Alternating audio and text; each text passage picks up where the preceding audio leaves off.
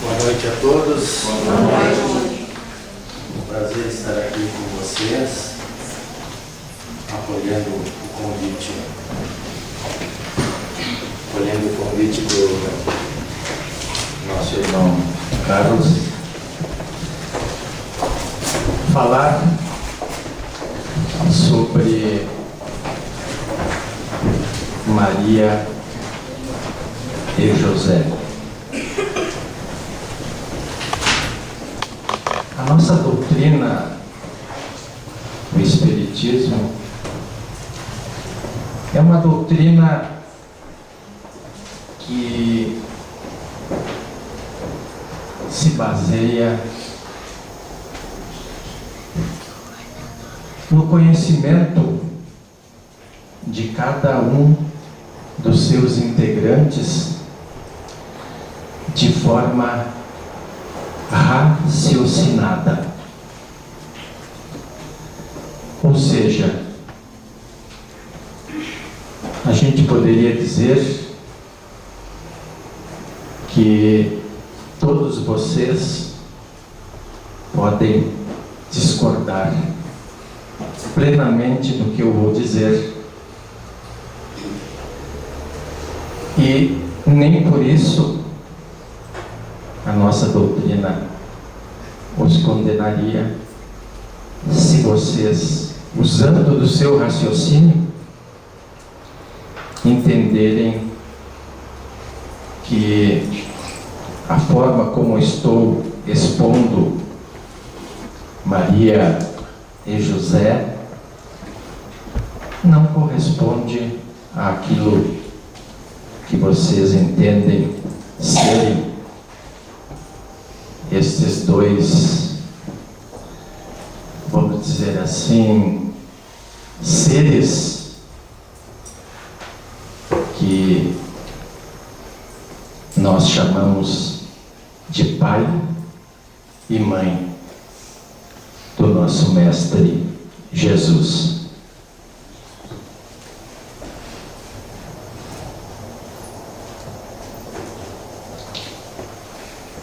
A religião de José e a religião de Maria. José era essênio, Maria judia. Quem eram os essênios? Era um povo que habitava o nosso planeta Terra, onde Jesus nasceu, lá na Palestina,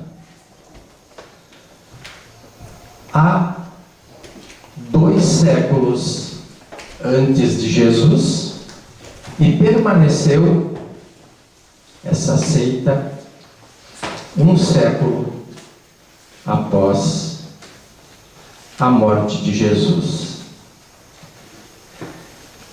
Estes essênios, eles habitavam em monastérios e cavernas. Era um povo que se excluiu por vontade própria de conviver com os seus contemporâneos que não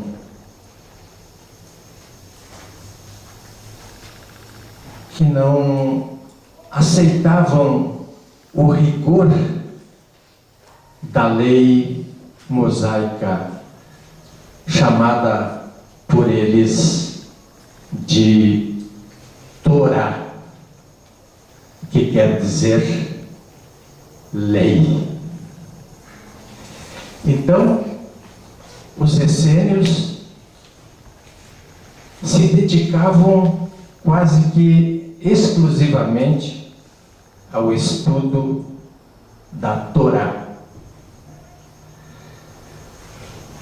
E José pertencia a esse povo essênio. E por isso que muitos ainda hoje acreditam até que Jesus tenha recebido instruções dos essênios. Mas, na verdade, ele, por ter seu pai essênio, de repente foi conduzido até lá. Desculpem, esqueci de desligar o celular. Mas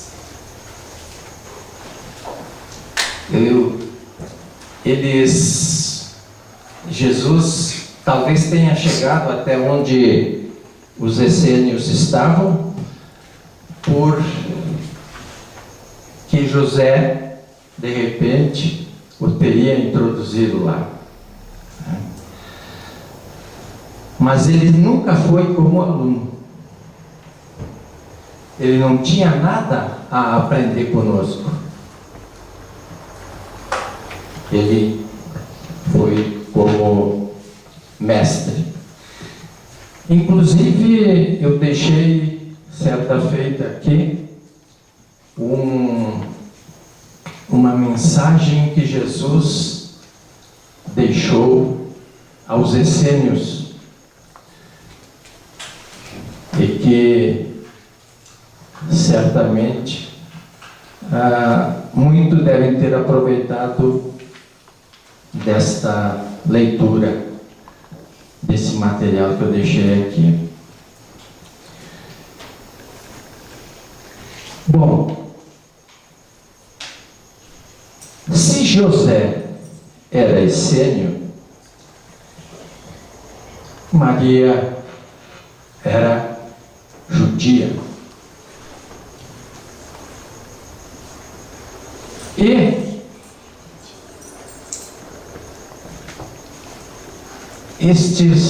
estas duas religiões, vamos dizer assim, praticamente se combatiam nos seus ensinamentos. Mas, como eu disse, os essênios era um povo pacato, e José certamente uma pessoa que não contrariava sua esposa Maria.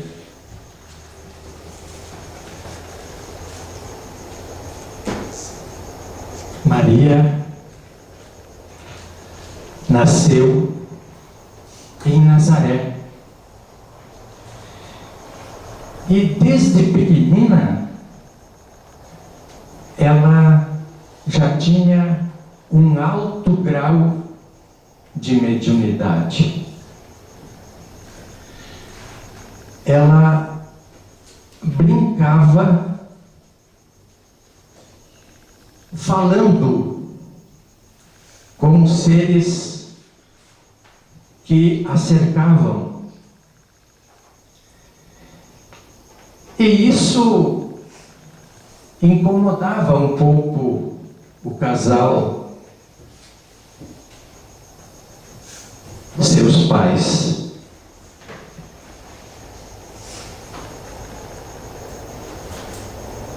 E levaram ao conhecimento do sinédrio. Não sei se todos aqui sabem o que é um sinédrio. Era onde se realizavam os cerimoniais desta seita judia, lá em Jerusalém, no Templo de Jerusalém. Ali nós tínhamos o sumo sacerdote, tínhamos os sacerdotes tínhamos os conselhos dos anciãos, de 72 membros, e na periferia da cidade tinham outros conselhos de 23 anciãos. Então, esses é que manejavam com a doutrina. E para se frequentar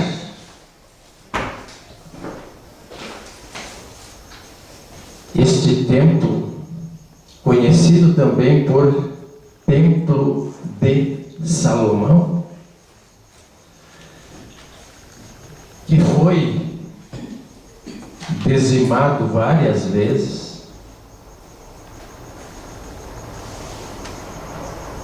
por outros povos que conseguiram, inclusive, fazer com que desaparecesse desse templo as tábuas da lei recebidas por Moisés e que foram entregues ou resgatadas, não se sabe bem de que forma, a Davi, ao rei Davi. E Davi então manda construir este templo, o templo que ficou conhecido como de Salomão, porque quem concluiu o templo foi Salomão. E o objetivo era colocar no centro deste templo essas tábuas da lei. E com essas indas e vindas, a construção e reconstrução do templo, essas tábuas da lei acabaram por desaparecer.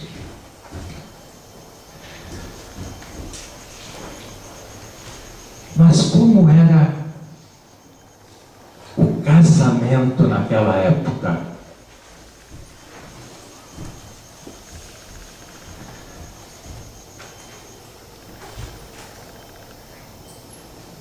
Não se fala em namoro, se fala em noivado.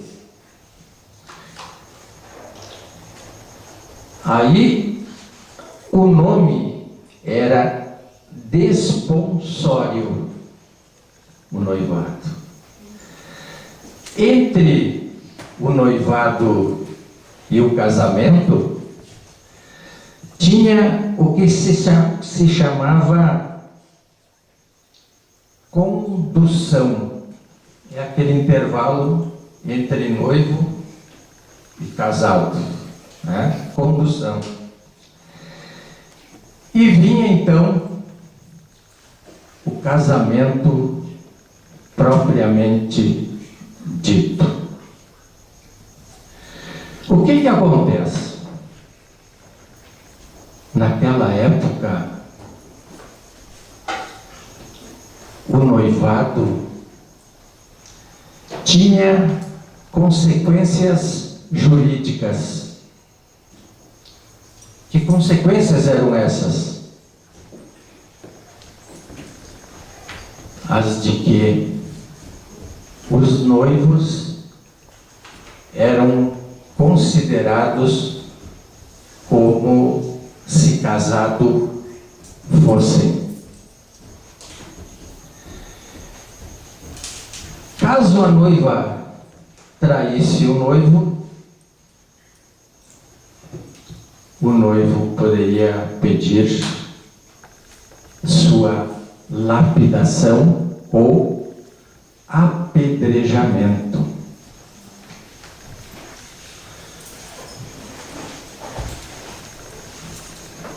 Eis que Maria noiva de José, engravida.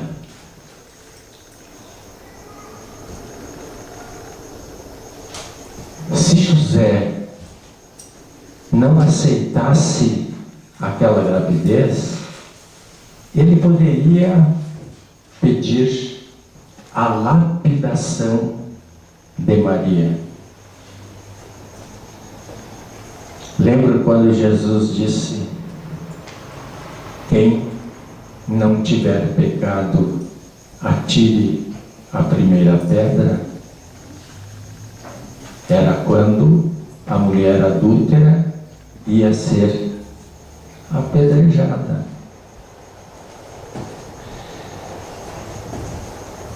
Aí o anjo Gabriel aparece para Maria e diz: ó Maria, tu vais ser a mãe de Jesus. Claro que com outras palavras.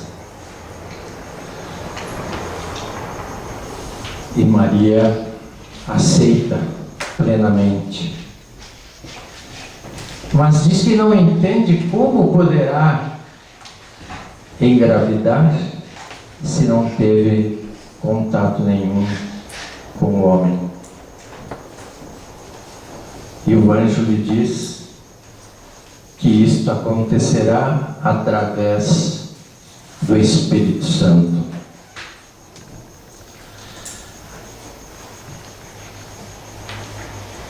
E o anjo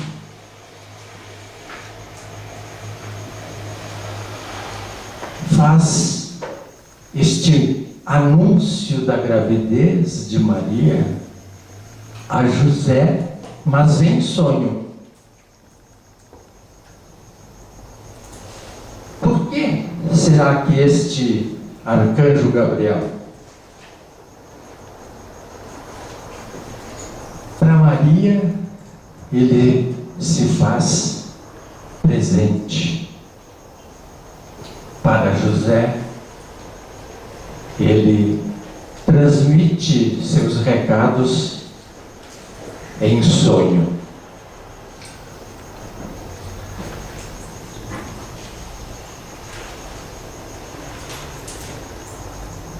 Pode-se dizer que Maria era um ser muito superior, hierarquicamente, espiritualmente, a José. José não tinha condições de dialogar e ver aquela luz do anjo, do arcanjo Gabriel, tão próxima de si.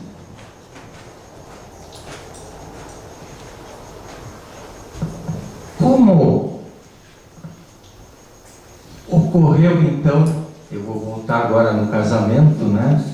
Como ocorreu este casamento de Maria e José?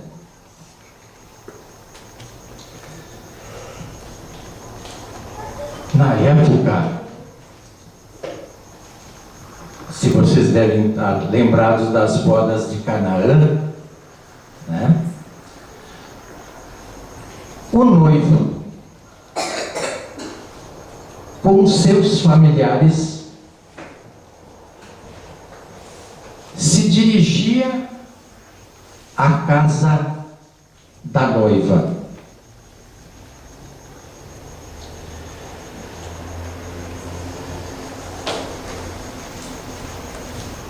Lá, ele solicitava permissão ao pai da noiva para tê-la como sua esposa. Se fosse consentido,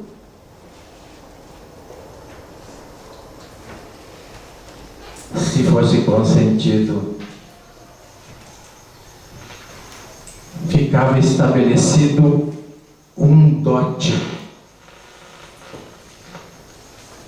que seria dado no dia do casamento.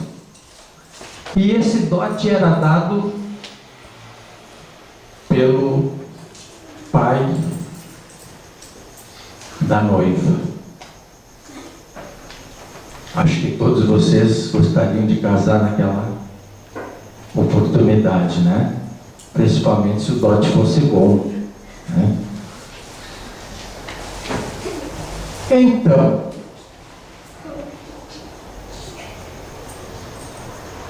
no dia propriamente dito do casamento, a noiva, com os seus convidados, na sua casa, enfeitada com flores na cabeça, etc., ficava aguardando o noivo, que, se morasse na mesma cidade, se dirigia para lá com os seus convidados.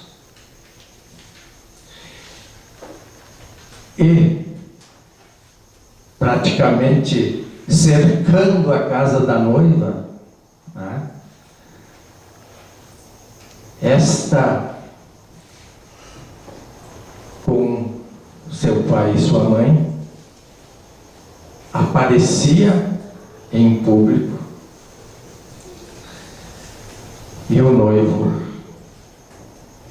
lhe solicitava em casamento, dizendo mais ou menos assim: estou aqui porque quero tomar-te como minha esposa.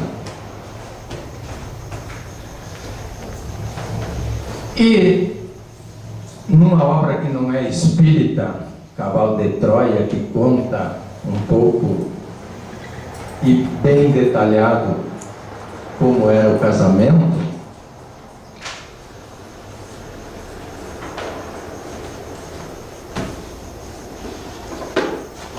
o noivo ficava com os seus convivas, assistindo uma cena da noiva com seus pais, irmãos, familiares, em torno de uns 10 minutos, chorando, se desesperando, porque entendiam que estavam perdendo a filha para o marido. E eu acho até que não era por isso, não. Acho que era por causa do dote que eles choravam. Se agora eu vou ter que dar o dote. Mas nesse caso das bodas de Canaã, o noivo, juntamente com todos os familiares da noiva, se dirigiam para a sua casa, a casa do noivo, e lá festejavam por uma semana. Bota casamento bom isso, né? E aí vem aquela cena de que Maria pede a Jesus que providencie no vinho que faltou. E Jesus lhe diz: ainda não chegou a minha hora. Mas ela insiste, leva Jesus até onde tem uns barris d'água e fala para os, hoje nós chamamos de garçons, né? Para que eles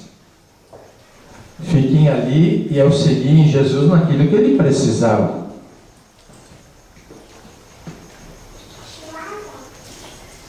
O que Jesus fez ali?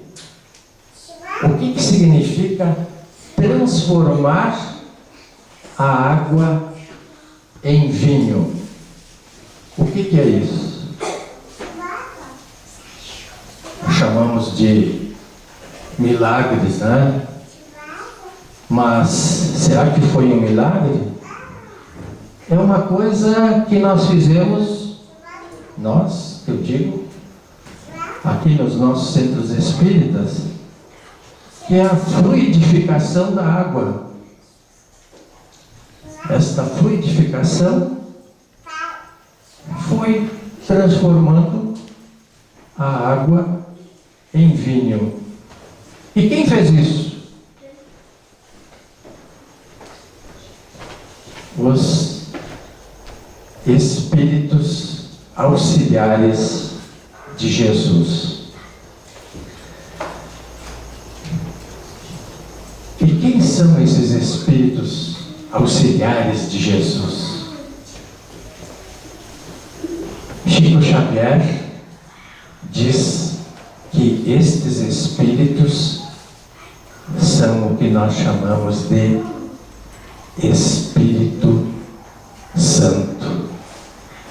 Ou seja, não é um espírito, mas uma falange de espíritos que auxiliam Jesus em tudo aquilo que ele precisar, inclusive nos milagres que ele fazia.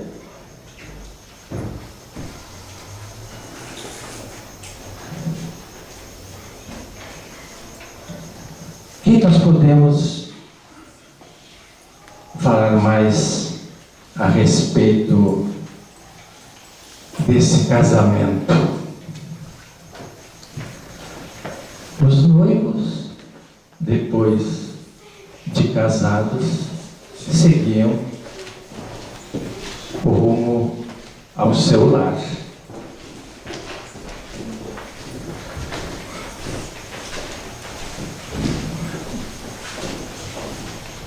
Naquele tempo,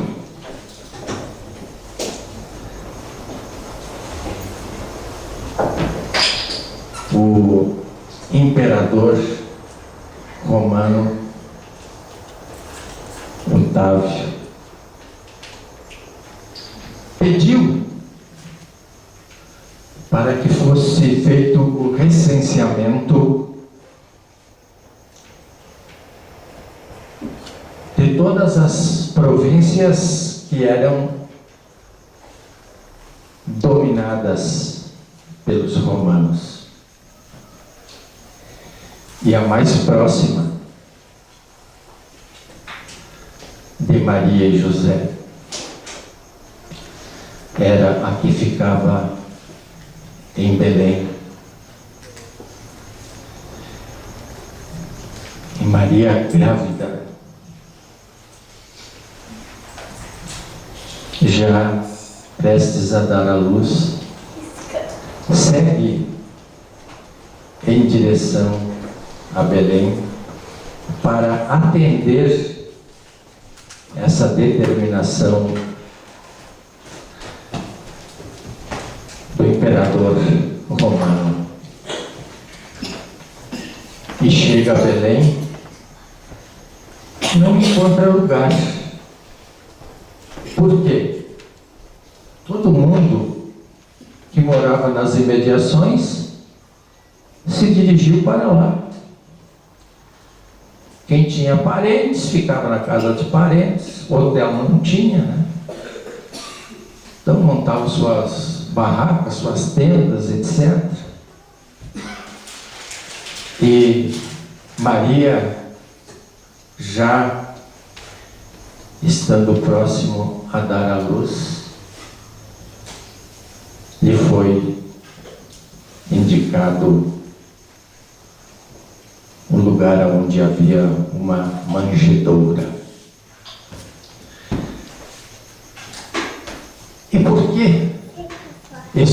este lugar, porque era também hábito da época se colocar os animais dentro da sua casa, num lugar à parte, para que a casa ficasse aquecida com a respiração dos animais. Então, quem deu essa orientação, olha, tem um lugar aqui onde o menino de repente vai poder se aquecer. Então ali tem os animais, aquele negócio todo, eles já estavam habituados com isso, acharam uma boa ideia.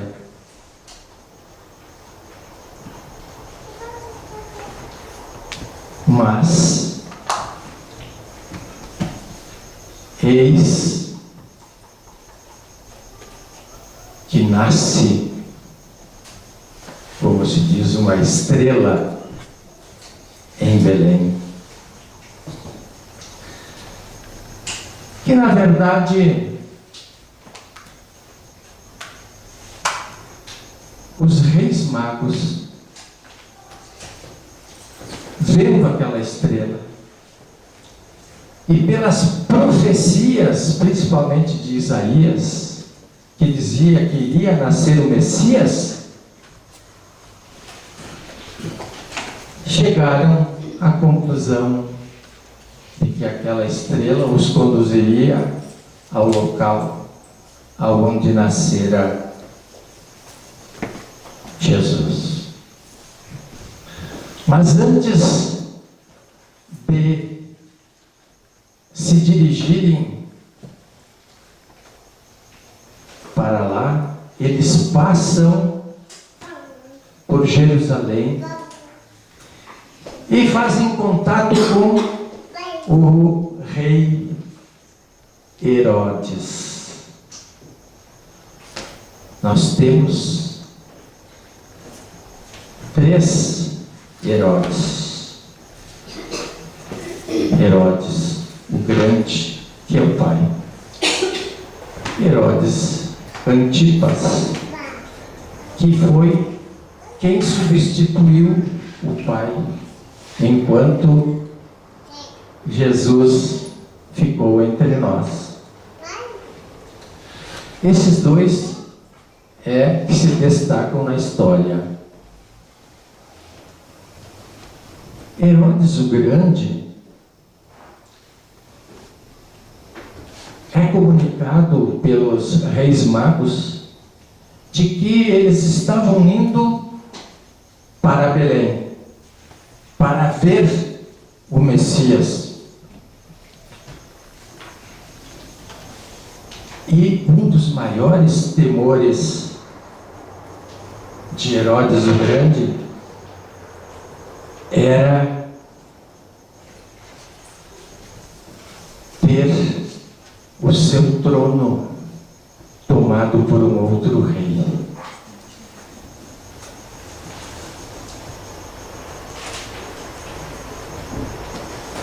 Os reis magos não sabiam disso. Passaram lá e convidaram ele. Diz: vamos junto a Belém, vamos prestar nossa homenagem a Jesus. Ele disse: não, vão vocês. Na volta, vocês passam aqui, me dizem aonde ele está, que eu vou lá prestar minha homenagem a ele.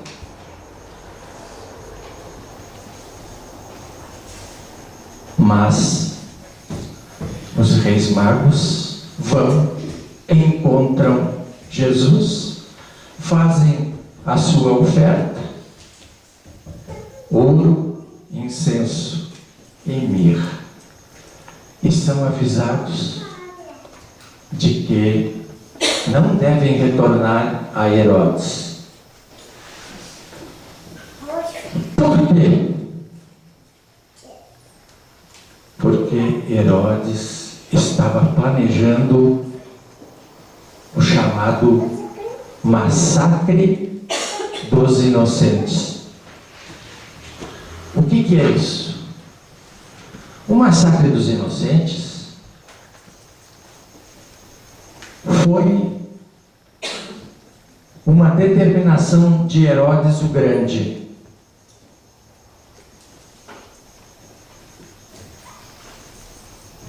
Determinou que as tropas romanas fossem a Belém e lá matassem toda criança do sexo masculino com idade de até 2 anos. Vejam, Jesus recém tinha nascido, mas ele quis se garantir. Vamos matar a criança até 2 anos, aí não tem problema. Esse rei não vai sobreviver. E nisso,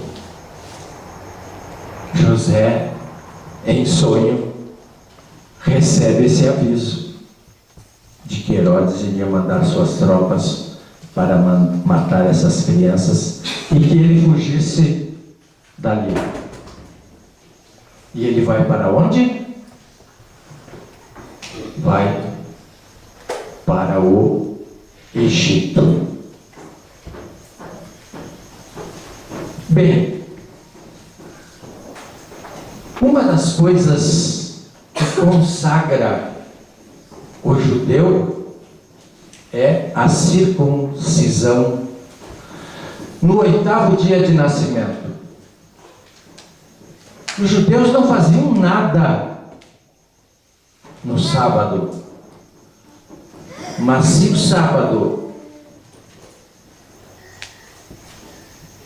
fosse o 8º dia de nascimento de uma criança, a circuncisão era feita. Por quê? Porque a circuncisão representava a aliança de Abraão com Deus. Ora, se José estava em fuga, indo para o Egito, provavelmente Jesus não tenha sido circuncidado.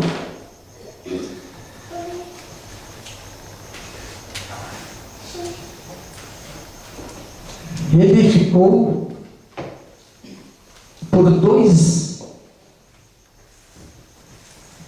ele ficou no Egito até ser informado de que Herodes o Grande havia morrido.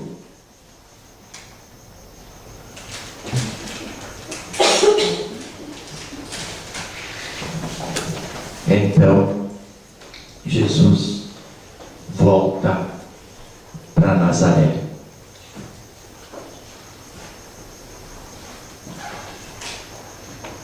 E então, quem estava no poder? Herodes Antipas.